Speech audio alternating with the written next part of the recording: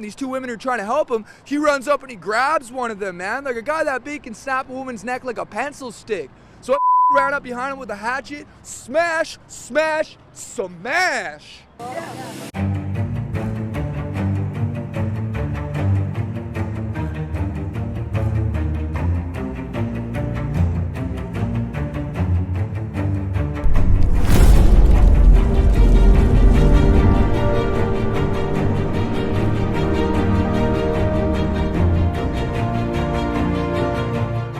Hi everyone, welcome back to my channel.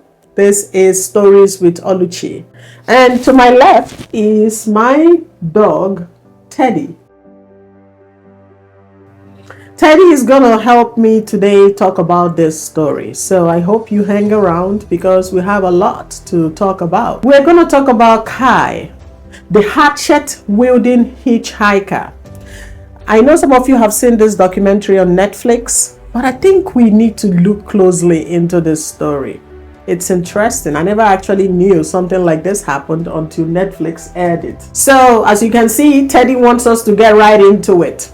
What I'm holding right here is a flyer, and I'm going to talk about this eventually, so stick with me. There's a reason why I have it printed out. Kai was an interesting character, full of life and very entertaining.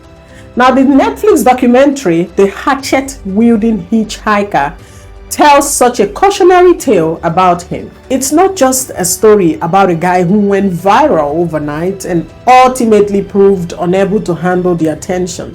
There's more to the story, and that's why we are here.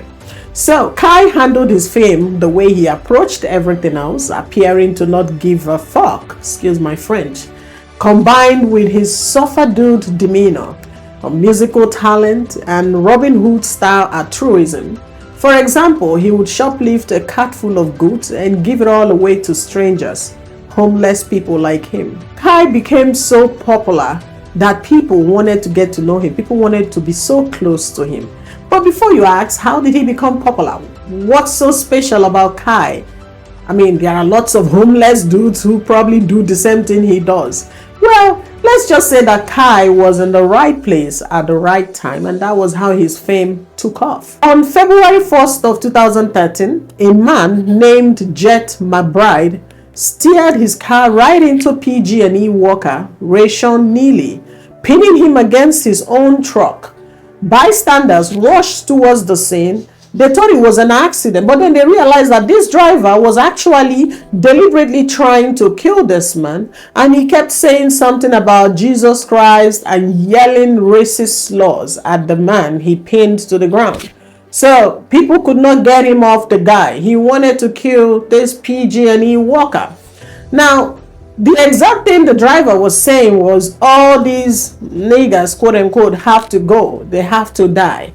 So out of nowhere was Kai, who was, walking by, and then he saw what was happening between this driver and this worker. So he jumped on his back.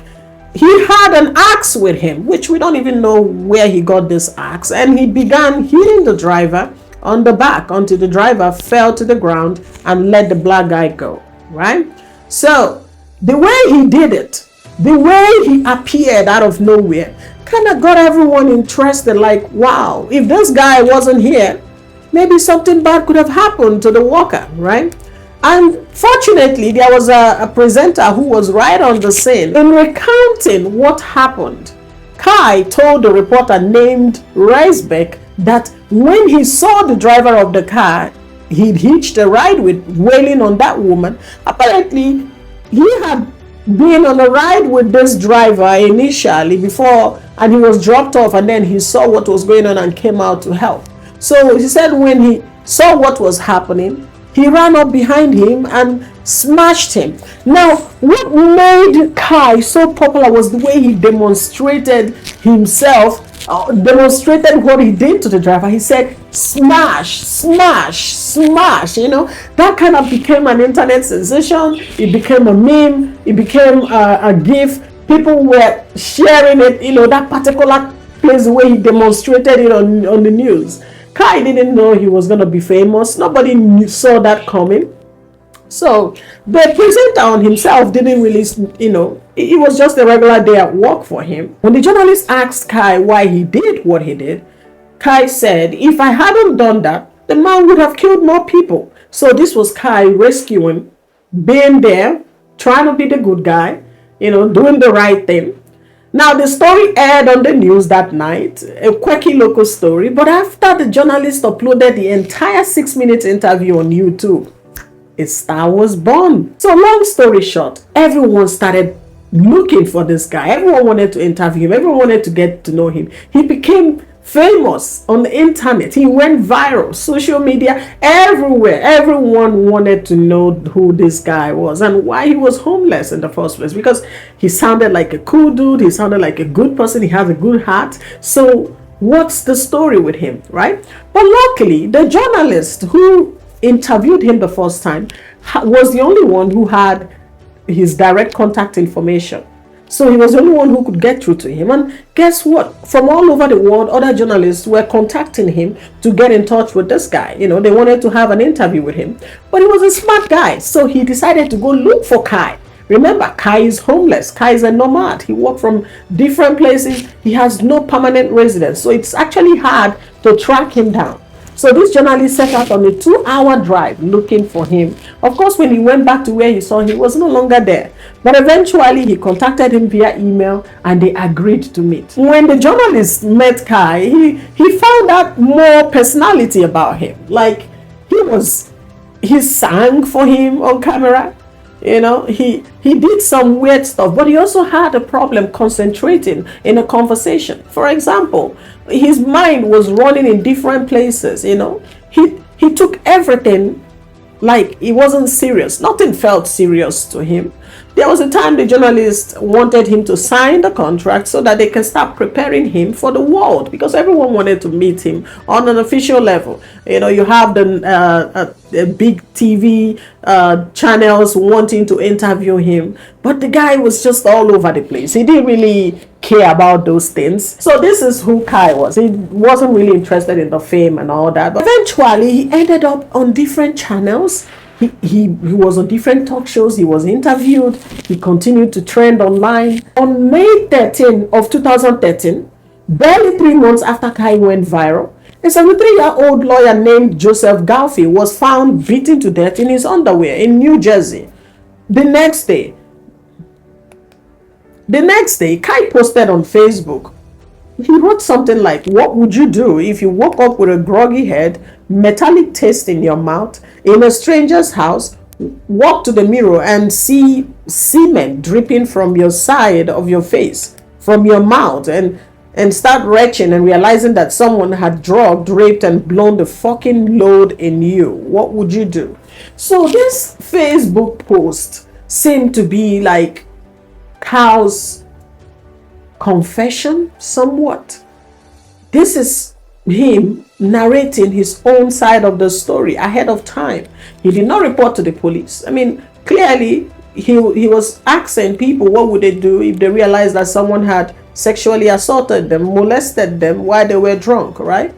Now, this is him trying to make sense of the whole thing. Did it happen? Did it not happen? Who knows? Maybe it did, maybe it did not. But how did this young hitchhiker end up with a lawyer, an older gentleman, up until the fact where he got killed in the process? How did it all happen? I'll get to it.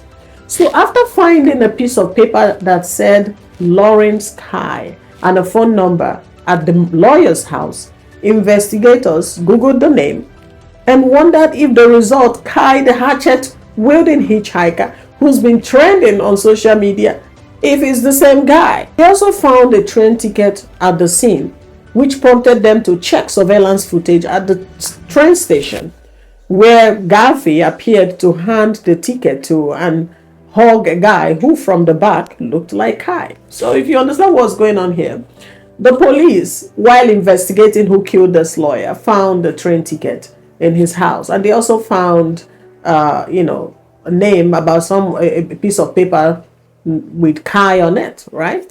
So they started to wonder, is it the same guy that has been trending online and all that? But Fortunately, when they checked the surveillance tape, they saw Kai and this man.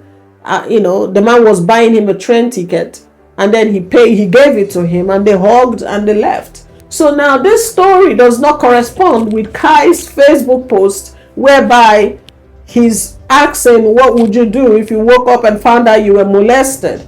Who molested him? Was it the same lawyer that bought him a ticket and hugged him? So once detectives released his name and picture, it only took until May 16 for authorities to catch up with him. Remember, he's homeless. No one knows where to find him. I mean, some people see him here, they call, and when the police get there, he's elsewhere. Now that's where this paper comes in handy. So when the police released this picture about him, people recognized him instantly. I mean, there was no other person who looked like him, with a bandana, in a red shirt,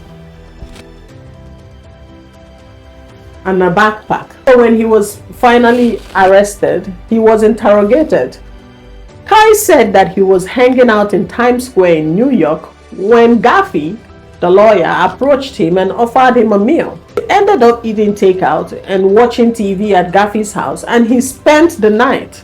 So when Kai woke up, he said he felt he's been orally raped.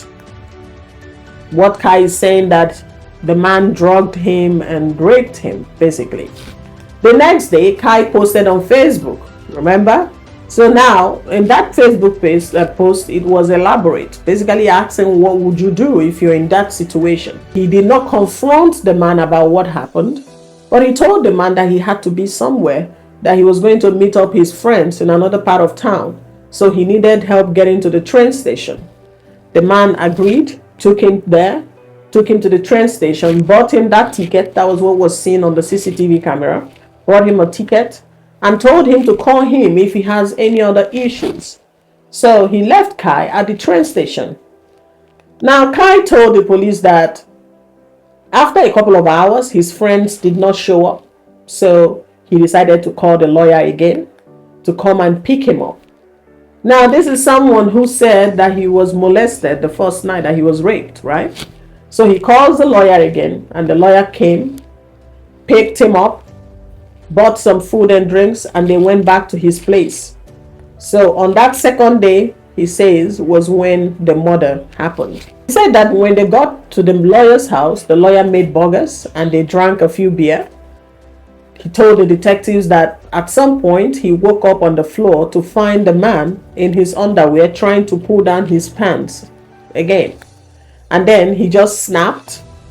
He noted that he didn't remember what exactly he did, but figured he must have hit Gaffy in the head. But of course, he maintained he acted in self-defense. So during his trial, which didn't get underway until 2019, the Union County medical examiner testified that the lawyer had blunt force injuries to his face, head, neck, chest, arms, including 3 skull fractures and 4 broken ribs, which indicated that he was stomped to death. Wow, that was some hell of anger to beat a man in that manner. I mean, look at this picture. This man obviously looked very strong, although he's older. How would you beat someone like this till all the bones in his body was broken, basically, right? So on April 24th, Kai was found guilty of first-degree murder and sentenced to 57 years in prison a few weeks later. A New Jersey State appeal court denied his appeal, which argued that the evidence presented at the trial didn't support a conviction. The judge made errors and he had ineffective counsel in August of 2021.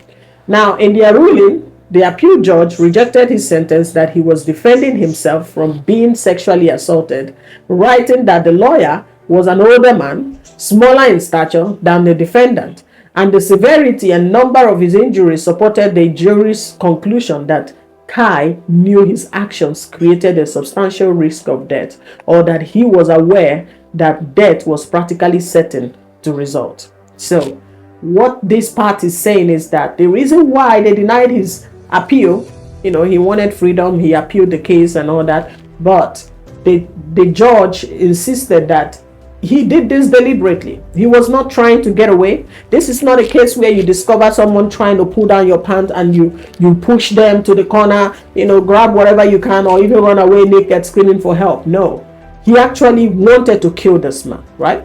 So the repeated crushing blows demonstrated the defendant's intent to cause serious bodily harm. He did not stop when he punched him. He did not stop when the man fell to the ground. He did not stop when he pushed the man. He kept beating him, made sure that he killed him. He kept stomping his foot on him. That was what happened to Kai, aka Collins McGivray. I think you and I watched this documentary the other day, right? We watched it on Netflix, and you saw what he did. Said smash, smash, smash, right? You remember how it happened? At a point, we were impressed. Teddy and I were impressed on how quickly the man rose to fame. We were like, oh, look at this homeless man who's going to become famous. What an opportunity, what a chance to showcase to the world who he is. So we were actually rooting for him, not until we heard about that murder story, right? Please hit the like and subscribe button so that you see more videos like this. I hope you enjoyed it, and please drop your comments below on what you think about this case. Thank you again and have a good day. Bye. You're a good boy. Yeah.